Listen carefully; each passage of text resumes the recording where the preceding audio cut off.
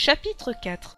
Salim, lui, ne fut pas réprimandé pour son retard. À vrai dire, chez lui, on ne remarqua même pas son retour et personne ne se serait inquiété s'il n'était pas rentré de la nuit. Il habitait dans une cité HLM, séparée du quartier chic où vivait Camille par la largeur du fleuve. Il aurait pu en être éloigné d'un demi-continent, tant la différence était saisissante. Les façades de la cité, les peintres, étaient régulièrement ravalées par les différentes municipalités, soucieuses du paraître. Il ne s'agissait pas que l'on accuse la petite ville de province, riche de tant de monuments historiques, d'être gangrénée par une banlieue à problème.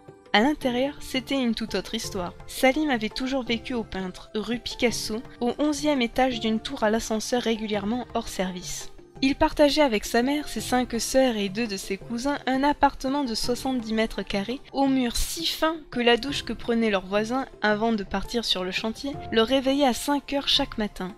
Salim, depuis qu'il était petit, rêvait d'évasion. Il était doué d'une étonnante souplesse et d'une tonicité exceptionnelle qui aurait fait des merveilles dans un club de gym, s'il y en avait eu au Peintre.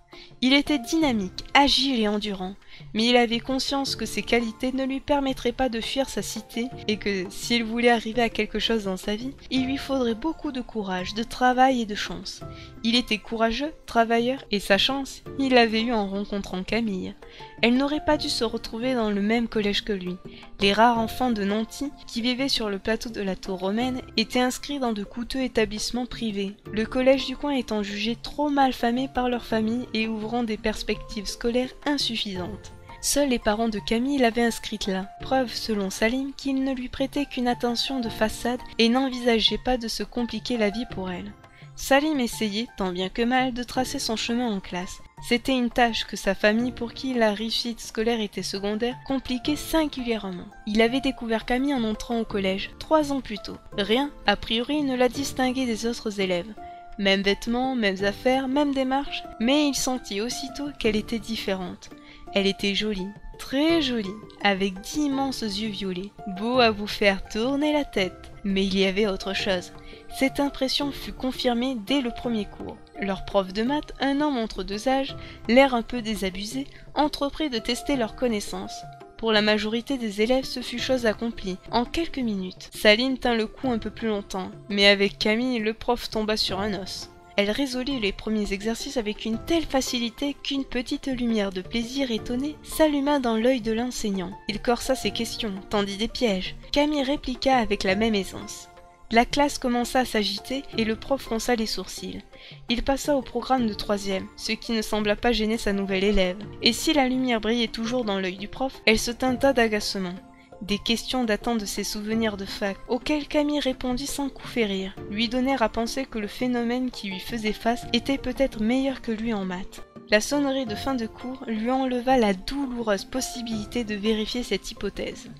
Salim profita de l'intercours pour lier connaissance avec Camille, et ce premier jour de classe marqua le début d'une indéfectible amitié. Il ne savait pas trop quelle raison elle avait de le fréquenter, mais il avait l'absolue certitude qu'elle était le génie qui, tôt ou tard, transformerait sa vie. Il avait en elle une confiance inébranlable. Ce soir-là, quand il rentra chez lui, l'atmosphère lui parut encore plus confinée que d'habitude, presque irrespirable.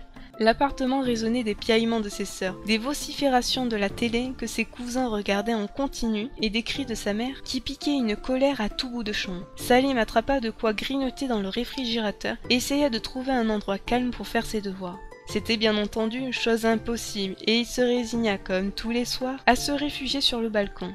Il s'était aménagé là un recoin, à l'aide de cartons, d'un dessus de machine à laver et d'un vieil étendoir déglingué. C'était son domaine, et malgré son caractère paisible, il n'avait pas hésité à distribuer sans compter les claques à toute sa fratrie, jusqu'à ce qu'elle comprenne que c'était une zone interdite. Salim s'installa du mieux qu'il put et ouvrit son livre pour essayer de comprendre le théorème de Pythagore. Aussitôt, son esprit s'échappa vers Camille qui, elle, n'avait certainement pas besoin de réviser quoi que ce soit. Elle n'en tirait aucune fierté et tentait plutôt de dissimuler qu'elle aurait pu, sans aucune difficulté, passer au lycée à la fin de l'année. Salim avait mis du temps à la comprendre. « Mais pourquoi tu ne leur dis pas que tu sais déjà tout ?» s'était-il un jour étonné. « D'abord, je ne sais pas tout. Et puis, qu'est-ce que ça m'apporterait ? Je ne sais pas, moi, la célébrité. Bof. Tu te souviens? En 6e, le prof de maths m'a fait la tête toute l'année parce que je lui ai montré ce que je savais, le jour de la rentrée. Il était vexé, Camille. Oublie-le. Ça ne te rendrait pas heureuse d'impressionner le collège entier? Je crois, Salim, que je suis aussi heureuse que je peux l'être. Pourquoi changer? Mais si je partais au lycée, on ne se verrait plus. Ça compte, non? Salim n'avait rien ajouté. Il était hors de question qu'il perde Camille.